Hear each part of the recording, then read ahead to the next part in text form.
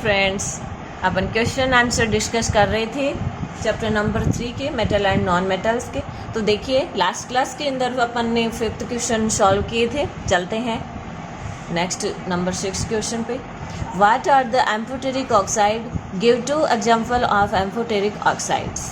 तो देखिए amphoteric oxides अपन ने बहुत अच्छे से इन रिएक्शंस को किया था। तो देखिए एम्फोटेरिक ऑक्साइड्स क्या होते हैं कि कई ऑक्साइड्स अपने मेटल के ऐसे होते हैं जो एसिडिक एंड बेसिक बिहेवियर दोनों शो करते हैं। तो वो क्या होते हैं अपने एम्फोटेरिक ऑक्साइड होते हैं। जनरली अपन ने क्या देखा था, जो मेटल ऑक्साइड्स होते हैं वो बेसिक नेचर के होते हैं एंड नॉन मेटल ऑक्साइड क्या होते हैं, एसिडिक नेचर के होते हैं। Metal oxides which show both acidic as well as basic behaviour are called amphoteric oxide. Such metal oxide react with both acid and bases. ये जो एम्फोटेरिक ऑक्साइड्स हैं वो एसिड एंड बेस दोनों के साथ रिएक्शन शो करते हैं। अपन बात कर लेते हैं। तो देखिए इसके एग्जाम्पल होते हैं aluminium oxide and zinc oxide. तो एल्यूमिनियम जो ऑक्साइड किया है उसका एग्जाम्पल लेके अपन बात करेंगे इनकी रिएक्शंस को। यानी ये क्या करता है, एसिडिक और बेसिक दोनों नेचर शो करता है। और इन दोनों को, इस रिएक्शन को, एसिडिक एंड बेसिक नेचर को शो करने के लिए अपन बात कर लेते हैं इसकी रिएक्शंस की। तो देखिए Al2O3 + 6HCl gives 2AlCl3 + 3H2O। ये क्या है, एल्यूमिनियम का ऑक्साइड है। ये एसिड के साथ रिएक्शन करके साल्ट और वाटर बनाता है। ये एल्यूमिनियम क्लोराइड है। देन अपन बात कर लेते हैं एल्यूमिनियम ऑक्साइड + 2NaOH। ये बेस से रिएक्शन कर रहा है और बना रहा है 2NaAlO2 + H2O। तो देखिए इन रिएक्शंस के अंदर क्या हो रहा है, ये एसिड के साथ रिएक्शन कर रहा है और ये यहाँ पर बेस के साथ रिएक्शन कर रहा है। तो देखिए जब ये एसिड के साथ रिएक्शन करेगा तब अपना जो एल्यूमिनियम का ऑक्साइड है ये बेसिक नेचर शो करेगा। जब बेस के साथ रिएक्शन करेगा तो ये एसिडिक नेचर शो करेगा। और क्या बनाएंगे, साल्ट बनाएंगे और साथ में वाटर फॉर्म करेंगे। इस तरह से ये एम्फोटेरिक ऑक्साइड है। ये क्वेश्चन अपने आप में बहुत इम्पोर्टेंट है। अब चलते हैं नेक्स्ट क्वेश्चन। तो देखिए name 2 metal which will displace hydrogen from dilute acids and 2 metal which will not. यानी अपन को क्या करना है, ये जो ऐसी 2 मेटल्स अपन को ऐसी बतानी है जो किसी ये हाइड्रोजन किसी एसिड से, डाइल्यूट एसिड से रिएक्शन करके क्या करती है, हाइड्रोजन डिस्प्लेस करती है। और 2 मेटल्स के नाम ऐसे बताने हैं जो एसिड से रिएक्शन करके हाइड्रोजन डिस्प्लेस नहीं करती हैं। तो देखिए अपन ने बात करी थी कि जो कोई भी मेटल है उसकी रिएक्शन के लिए अपन डाइल्यूट एसिड ही लेते हैं। क्यों लेते हैं, क्योंकि ये जो रिएक्शन होती है ये एक्सोथर्मिक होती है। और जब अपन इनकी रिएक्शन कंसंट्रेट एसिड के साथ करवा लेते हैं तो इतनी अधिक मात्रा में एनर्जी प्रोड्यूस होती है कि वो अपने लिए हार्मफुल हो सकती है। इसलिए अपन मेटल की रिएक्शन करवाने के लिए क्या यूज करते हैं, डाइल्यूट एसिड यूज करते हैं। अब बात आती है कि कौन सी मेटल हाइड्रोजन डिस्प्लेस कर पाएंगी और कौन सी मेटल हाइड्रोजन डिस्प्लेस नहीं कर पाएंगी। तो इसके लिए अपन को फिर से अपनी एक्टिविटी सीरीज पे जाना होगा। तो देखिए, कहो ना कार मिलेगी, अल्टो, सेन, फरारी, पब्लिक हैरान क्यों होगी, सिल्वर, ऑडी। तो देखिए हाइड्रोजन अपना यहाँ पर प्रेजेंट है। तो जो जो मेटल्स हाइड्रोजन से ऊपर हैं वो इससे मोर रिएक्टिव हो गई, तो ये तो एसिड से रिएक्शन करके हाइड्रोजन डिस्प्लेस करा पाएंगी। और जो जो मेटल नीचे प्रेजेंट है वो क्या है, वो हाइड्रोजन से लिस्ट रिएक्टिव है, तो ये हाइड्रोजन डिस्प्लेस नहीं करा पाएंगी। तो अपन आसानी से ये नाम अपन देख सकते हैं, magnesium and zinc displace H2 from dilute acid. तो देखिए मैग्नीशियम और जिंक, जिंक ये रहा, मैग्नीशियम ये रहा। आप इनमें से किसी भी मेटल का नाम दे सकते हो। And copper and silver do not displace H2 from dilute acid. Copper and silver, ये रहा अपना कॉपर एंड ये रहा सिल्वर। इन चारों में से आप किसी का नाम भी लिख सकते हो। ये चारों ही हाइड्रोजन डिस्प्लेस नहीं करा पाएंगे। देन बात कर लेते हैं नेक्स्ट क्वेश्चन की।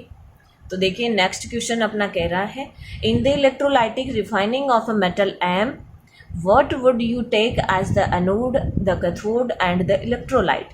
यानी आप क्या कर रहे हो, मेटल का रिफाइनिंग कर रहे हो, तो उसके लिए आप क्या क्या यूज करोगे। तो अपन ने एक अपना पूरा वीडियो देखा था, उसके अंदर अपन ने रिफाइनिंग ऑफ मेटल्स का, आप डिस्क्रिप्शन के लिए आप उसको देख सकते हो। और बात कर लेते हैं अपन अपने क्वेश्चन की।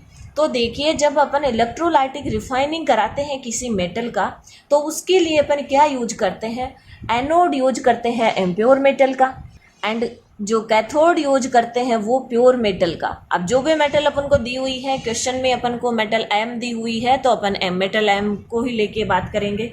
एंड इलेक्ट्रोलाइटिक सॉल्यूशन क्या लेंगे, salt solution of metal M को, जो भी मेटल अपन को रिफाइन करने के लिए दी जाती है उसका अपन साल्ट सॉल्यूशन इलेक्ट्रोलाइटिक सॉल्यूशन के रूप में यूज करते हैं। इस तरह से ये अपना क्वेश्चन है।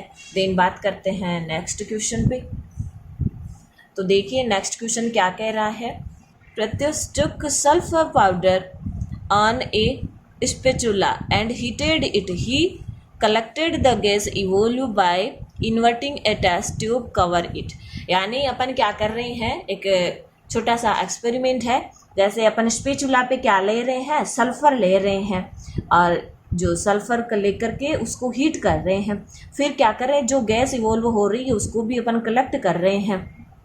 तो देखिए फिर अपन को आगे ये क्वेश्चन कर रहा है कि what will be the action of gas on, यानी जो गैस जो हो रही है उस पे अपन क्या एक्शन होता है उस गैस का, किस पे, dry litmus paper, moist litmus paper.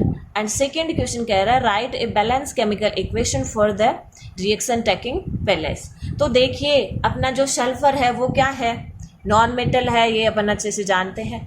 तो नॉन मेटल्स के जो अब ये ऑक्सीजन से रिएक्शन करके क्या बनाते हैं, मेटल एंड नॉन मेटल दोनों ही ऑक्साइड फॉर्म करते हैं। फिर बात करते हैं इनकी नेचर की, तो नॉन मेटल ऑक्साइड्स होता है वो क्या होता है, एसिडिक ही नेचर होता है। और एसिडिक नेचर जब ये होता है तो लिटमस के साथ कैसा बिहेव शो करेगा ये अपन अच्छे से जानते हैं। तो देखिए sulphur is a non metal oxide और नॉन मेटल आर एसिडिक। जो नॉन मेटल ऑक्साइड्स होते हैं वो क्या होते हैं, एसिडिक इन नेचर होते हैं। In this case sulphur dioxide is produced which is acidic. तो जो अपना इसके अंदर अपन ने क्या किया है, सल्फर ऑक्सीजन से रिएक्शन करके क्या बना रहा है, सल्फर डाइऑक्साइड बना रहा है। और सल्फर डाइऑक्साइड क्या है, एक नॉन मेटेलिक ऑक्साइड है, और नॉन मेटेलिक ऑक्साइड क्या होते हैं, एसिडिक नेचर के होते हैं। तो जब अपन इसके पास में ड्राई लिटमस पेपर लेके जाएंगे तो ये कोई एक्शन शो नहीं करेगा, कोई एक्शन शो नहीं करेगा। लेकिन जब अपन मॉइस्ट लिटमस पेपर यूज करेंगे तो एसिडिक नेचर का है, तो एसिड क्या करेगा, ब्लू टू रेड करेगा।